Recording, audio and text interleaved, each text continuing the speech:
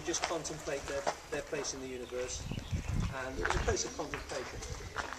Well, Gretchen is over on the left-hand side there. That was the chapter house. The chapter house is always in an English cathedral abbey. Is always outside the consecrated ground, because that's where they talked about money. All the prebends, the state managers of the abbey, would have come there once a month to say how much money they'd made, how much they'd sold, how much they'd bought, and to discuss the accounts. Okay, so here we are in kind of like the main part of the abbey, and it's been slowly crumbling over the years because it's obviously exposed to the elements. But here are some of the reconstructed doors, so we just kind of have an idea of what it used to be like, and walking around with all the windows. I've had to do a lot of restoration, trying to make sure that the arches haven't collapsed, or that they don't collapse, but it's still very, very beautiful. It's a shame.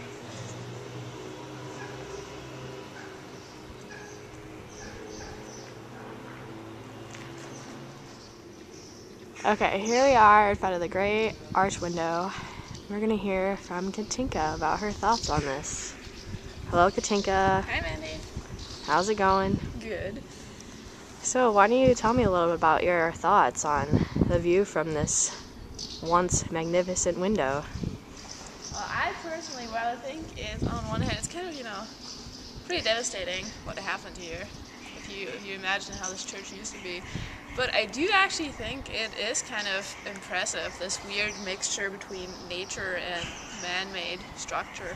And I actually kind of like the view you have out of this window, because I've never seen anything like it. It's a huge, huge window, and you can just see like right into nature.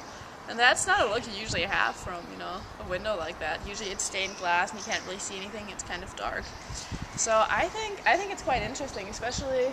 It's a bit of an odd feeling after all the cathedrals we've been through. So we've seen all these structures before, just like intact as an actual building. And now we're seeing all these structures, but they're like weirdly, in the middle of nature. And you have grass everywhere, you have birds flying everywhere, you have the sky above you.